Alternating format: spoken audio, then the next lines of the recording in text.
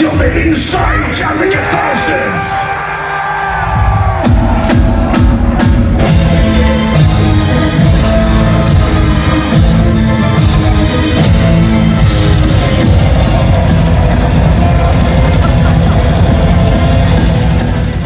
Too scruffy?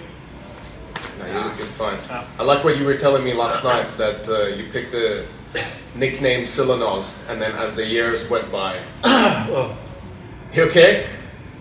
Fisherman's friend. Have you had one before? No. It's because I swallowed wrong. It's usually really good. Fisherman's friend? Yeah. It's There we go. Is this like a supplement or something? No. It's a mint. It's a really it opens up the maybe not now. I'll take it'll it. Be fine. It'll be fine. It'll be on camera, so if my Right, head exposed, yeah. then where we go. Perfect. Yeah.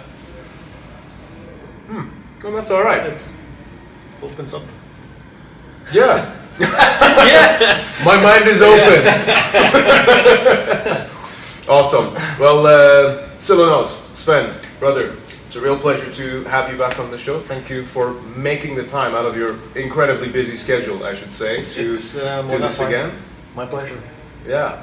How's everything going now? I know you guys spend the majority of, was it yesterday, just doing the productions for the show? We've had 2 days of pre-production for the summer run, summer festivals, and although we're not in summer yet, this is the first show, so we figured have it next to Inferno. Okay. So that went really well. It's cool to get back into the saddle, and we also had some new personnel that needed to be run through the whole shebang. So that's always good to do.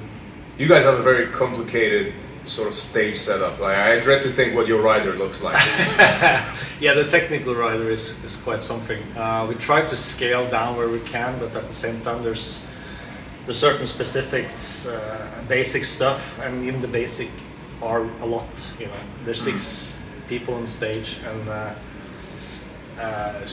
most of us are using in-ear systems now, and so we bring our own monitor guy on tour, and yeah, there's a huge touring party basically. And, but it is what it is, and sometimes you feel like, oh, maybe it would be cool to be like Motorhead or Venom, you know, Sure. just 3-piece and plug in. And, Yep. but, Straight in. But that's what we are about. So.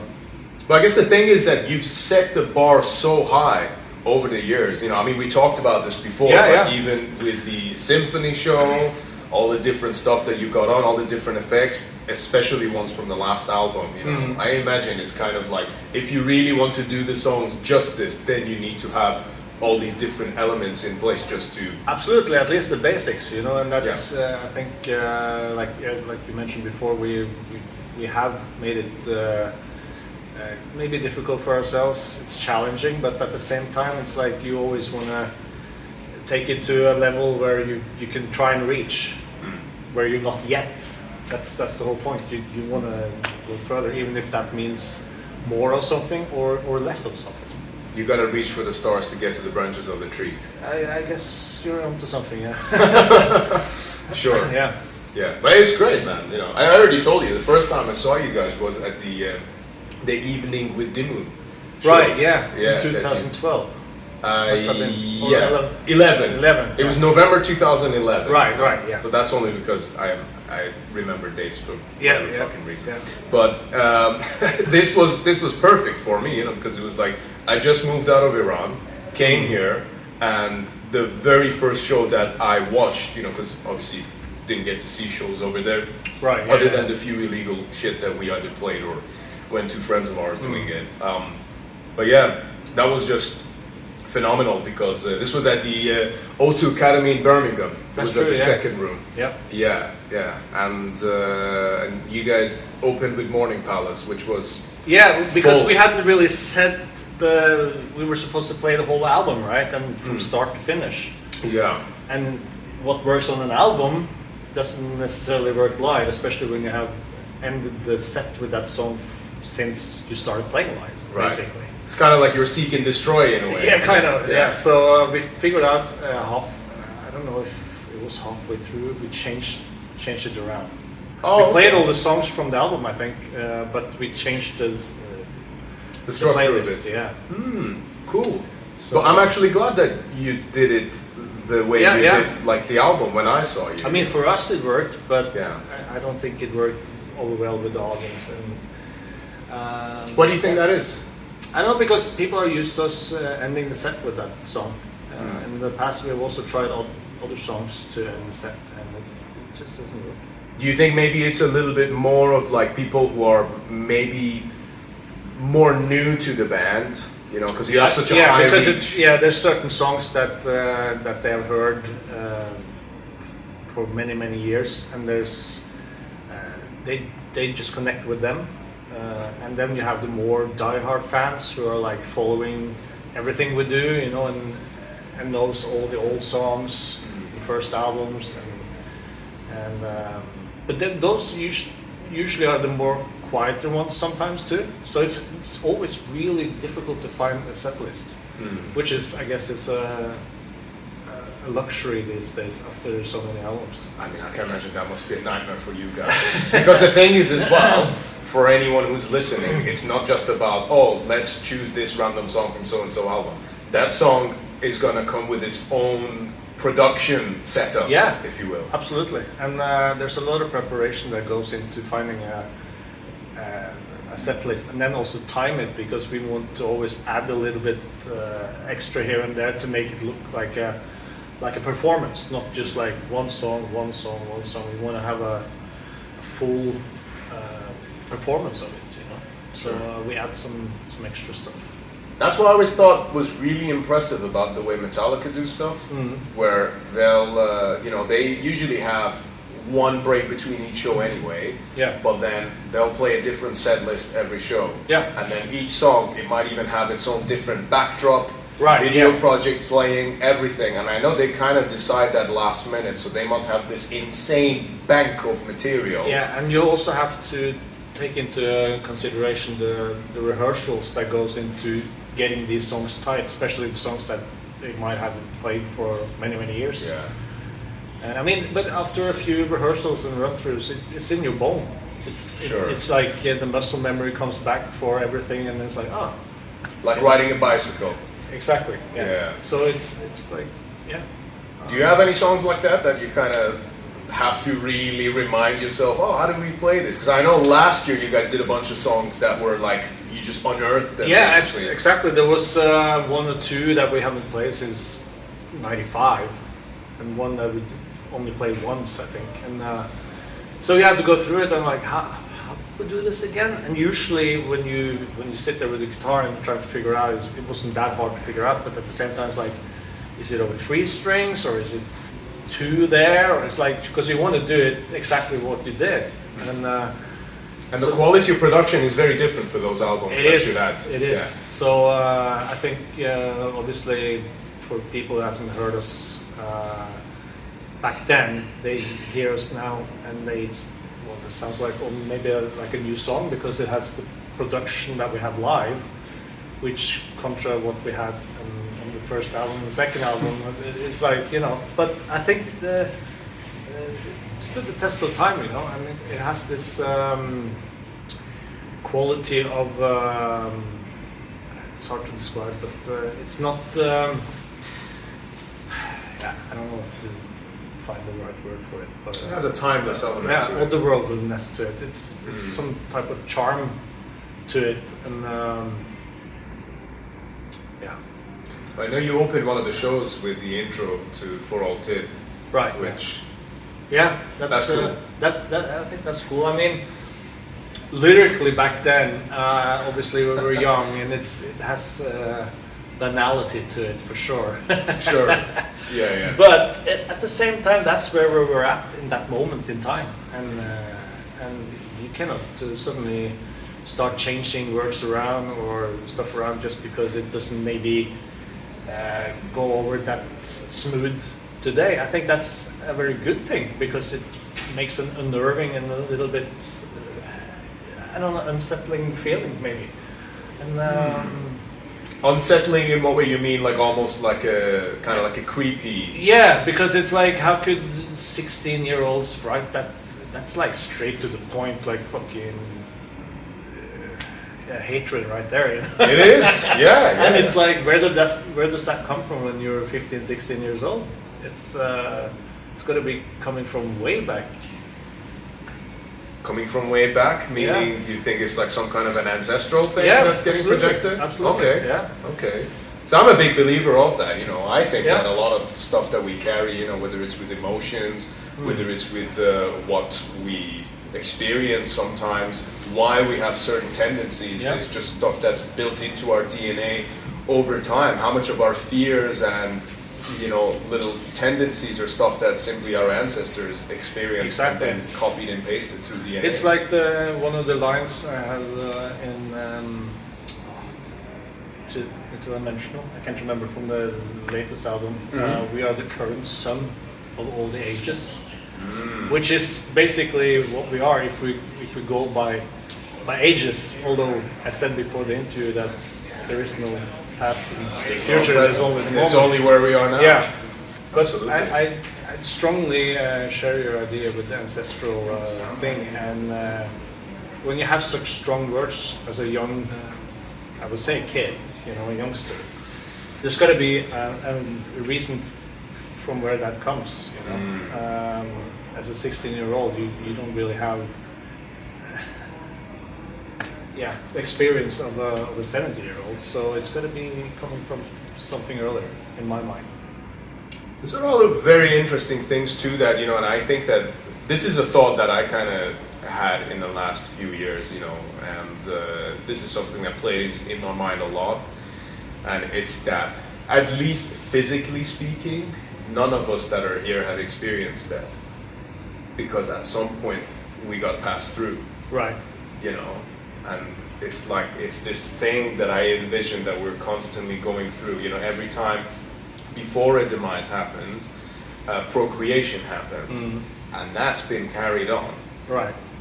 We've been through a lot. For any person who's alive, sat there right now, just as you and I are here, that is a bizarre occurrence. It is. I think. It is. And I think that. It's just a really crazy thought, and it kind of just, I don't know, I guess it makes you look at life a bit differently, and, the whole act of even like having children, I think it's like, it makes you look at that a bit differently as well, I think. Absolutely. I had this idea a few years ago that, can you remember not being alive? Right. Yeah. It's, chew on it. I'm chewing on it. That's very interesting. So I think that and again, what I kind of, the way I like to look at it is that a lot of times when you're going through life, you're always thinking like, oh, one day I'll do that, one day I'll be like this, or like one day maybe if you'll have a kid, then you'll raise them the way that you want to. Then I always think that all starts with who you are now, where you are right now, how you want the trajectory to be. It starts right here. It's not something that's in the future. It's not something it's right here, right now. So it's how you're gonna approach yourself. The rest of your life, or whatever's gonna happen in the future, is gonna be a reflection of the standards that you set today. Yes, exactly. And I think the most important parts in your life, like having a kid or something really monumental and pivotal in your life, those are things that are happening. There's something you can't control. It's like, I'm gonna wait until that and that age to do that or whatever. It's like, no, the main huge things in life happens when you least expect it, but they're meant to happen. That's how I. Absolutely. Yeah. Well, I guess they maybe maybe they didn't see it. That's okay. Yeah. But I agree. And I think that. But then it's probably the same. This was a realization that I've thought helped me a lot with music, because it's kind of like, don't think about future albums. I don't know how much you relate to this. You know, it's like, yeah, you might release another album after this one, but what matters is you really delivering what it is that you want to deliver on this one that's right in front of you. Exactly, and then you have to take the time it takes. If that's 1.5 years or 6 years or 7 years or whatever. Absolutely. But obviously, any band would like to have it out and share it as soon as they can, but you cannot do that. You cannot rush it if you really are serious with it. It has to just take its course, takes its course. So that's so we get obviously a lot of flack for that, but at the same time, then once things are released, then they get to live with it for a while. Yeah. And it's eternalized. Yeah, it's eternalized because it's going to be there way after we physically are gone. And you want to leave something behind that you are behind 100%. One thing that I kind of relate this to is, with fighters, or let's say even with boxing, when you have a match, whether you win or lose, that result is eternalized. Yeah, it is. It is. Once you walk away from it, and also, even if you lose that match, you technically lost or you got a knockout or whatever, but it's not. It's a learning. It's like you take that into the next match and you try not to repeat what put you a second. Yeah. But, And you can always prepare. You can always, be as much of a perfectionist as you like, Yeah. But ultimately, it's just the execution that counts. Yeah, exactly. It is execution that counts. Do you feel that way towards live shows as well? Yeah, and I happen to like playing live because I like the danger element to it, of having no second chances. Because in the studio you can do whatever time and time again. You can edit it, you can put stuff around. Whatever, but live, you're live. It's like you have to, when you walk off stage, that's when you, I did my best. And it's not because of external things like alcohol or drugs or whatever. If you play shitty or sloppy or whatever, then you know that was the best you could do that day. You did your best.